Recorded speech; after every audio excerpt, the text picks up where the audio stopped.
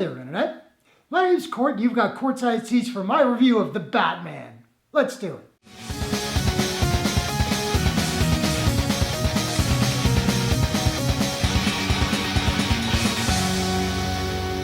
The Batman is an action-crime drama from co-writer and director Matt Reeves and Warner Brothers. The film stars Robert Pattinson, Zoe Kravitz, Jeffrey Wright, Paul Dano, Colin Farrell, and John Turturro. When the Riddler, a sadistic serial killer, begins murdering key political figures in Gotham, Batman is forced to investigate the city's hidden corruption and question his family's involvement. Hey everybody, nice to see you guys again. I've been gone for quite some time, as you may have noticed if you're a fan of this channel. If you're curious as to why that is, I will be putting a video up on this channel in about a week or so that will explain all that, so check back for that if you're interested. But for now, let's talk the Batman, shall we? I know that I'm super late to this review, but better late than never.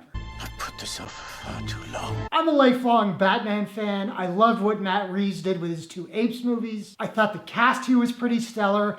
That teaser trailer we got from DC Fandom, a year and a half ago, thought that was awesome. So yeah, not only was I looking forward to this flick, it was my most anticipated movie of the year. And I gotta say, while I had some problems with it, it did not disappoint. As per usual, we'll talk about the good first, and then we'll discuss some things that maybe didn't work so well for me. I really did love the cast in here. I've been digging on Robert Pattinson for quite some time. Though despite playing the titular Batman, he wasn't really the standout for me. Having said that, I liked that his Bat voice wasn't too over the top. His physicality was totally on point. But what really impressed me was the subtlety of his performance. There are these minute little things that he does with his eyes that, even covered in makeup and hidden by the cowl, they convey so much. Same with his body language, which is great because this is a Bruce Batman who doesn't say a whole lot in this flick. I was totally on board with the casting of Jeffrey Wright as Gordon, and I thought he was great in here. He's got that world-weary thing that I often associate with the character, but he also delivered what was admittedly the very little bit of humor that this movie had. I dug his relationship with Batman,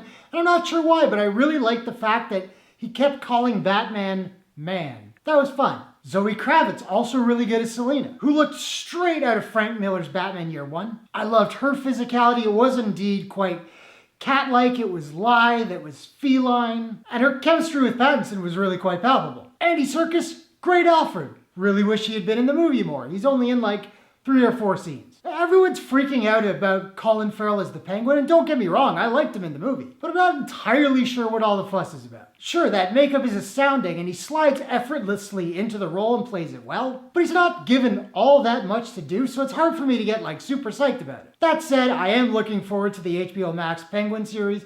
That should be fun. But the absolute standout for me here was Paul Dano as the Riddler, a character I've never been that big of a fan of, but I love the way he was portrayed here as a straight-up serial killer in the vein of Zodiac or John Doe or even Jigsaw. He was legitimately terrifying. A lot of that was down to Paul Dano really kind of letting loose, particularly in the scene where he and Batman are talking in Arkham. Loved it. Now, despite being so dark in some scenes that I couldn't really see what was happening, I did think Greg Fraser's cinematography in here was immaculate, with certain shots looking like a splash page right out of the comics. And I loved the way that he and Reeves would lock the camera at times onto Batman, onto the Batmobile, whatever, really made you feel like you were there in the scene. Speaking of the Batmobile, I usually like my Batmobiles to be a little bit more stylized, but I love the simplicity of this crazy muscle car.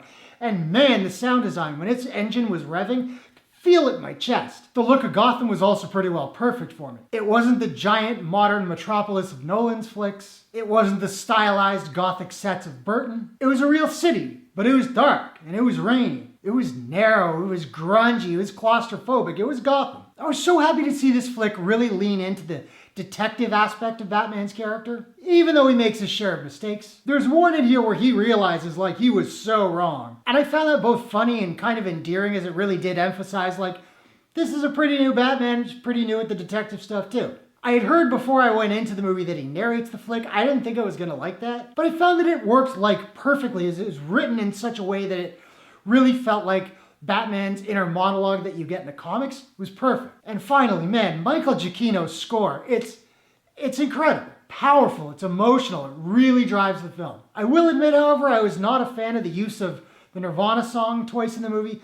I like that song, but it just felt out of place. So let's talk a little bit about the couple things that didn't really work for me. Now take this one with a grain of salt, and I'll explain why I say it in a second. But I didn't find the hand-to-hand combat all that amazing in here. Granted, this is a Batman who's only 2 years in, so it makes narrative sense that he's still learning and honing his craft. I guess I'm just so used to every new Batman franchise trying to outdo its predecessor in terms of combat that it really kind of stood out. I'm also a little bit spoiled because say what you will about Batman vs. Superman, that warehouse fight, it's incredible, come on. I also found that the climax in here felt totally rushed for such a long movie particularly. It was like we built to this big showdown and then it was over like almost immediately. The pacing just felt weird. And I found the climax to be a little anticlimactic. For a movie that really didn't feel like a modern superhero flick at all, the climax came across as very much a generic superhero movie climax. Finally, this movie is really long. It's 3 hours, and it feels like it. I was never bored, I was constantly engaged, but I do remember there was a moment where I felt like it was wrapping up and I checked the time, there was an entire hour yet to go. I'm not sure what I would have cut, that's why I'm not an editor,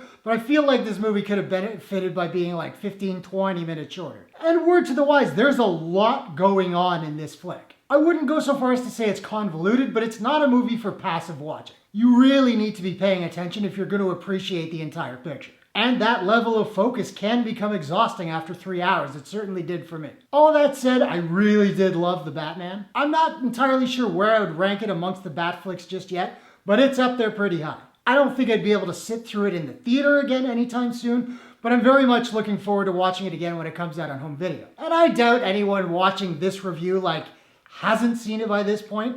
But if you are on the fence, yeah, it's a big recommendation from me. And particularly worth checking out in the theater if you're comfortable doing so. Now, I don't have a proprietary rating system as of yet, so I'm just trying to figure out what I'm going to give The Batman. And I think I'm going to give The Batman a... like my own personal brand of heroin. Out of 10. So now I want to know, have you seen The Batman? What did you think about it? What's your favorite Batman movie of all time? Whatever your thoughts, hit the comments below. Let's discuss. If you enjoyed this review, please smash that like button and give it a share if you really enjoyed it. It just helps the video reach more people, helps the channel grow. I appreciate it very much. And hey, why not take a second, do me a favor, click subscribe and ring that bell to subscribe to my channel for more movie reviews, entertainment news, trailer reactions, all that good stuff. Hope you guys are all safe and healthy. Thanks very much for watching. I will see you all in the next one. Take care.